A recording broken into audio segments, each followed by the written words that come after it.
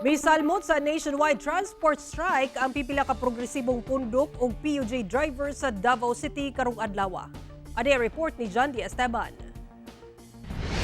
Oh, ang bayan! Ngayon ay lumalaban! Gipapahawa sa kapulisan ang pipila ka miyembro sa progresibong pundok nga nagprotesta dapin sa kalsada sa Matina Crossing, Davao City Biyernes sa buntag.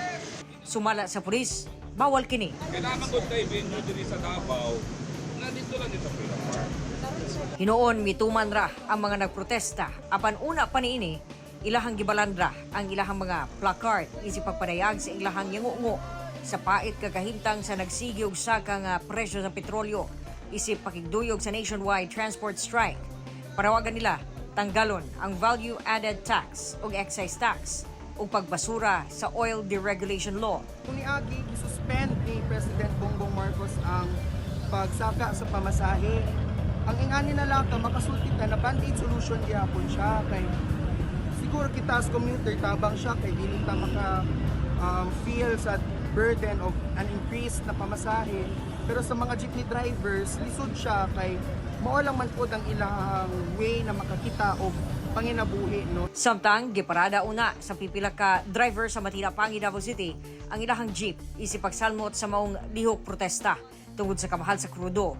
Naadto ra daw sa tangke ang ilahang kita sa pagpamasada ug wa nay mauli sa pamilya.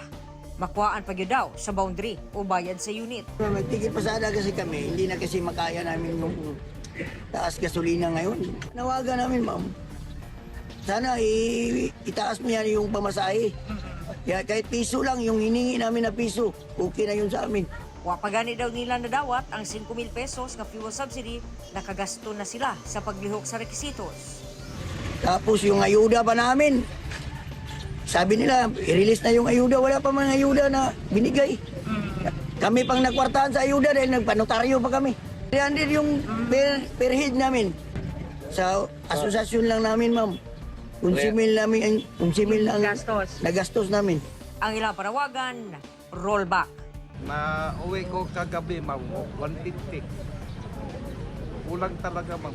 Kauban, si Bebot Cajes sa kamera, John D. Esteban.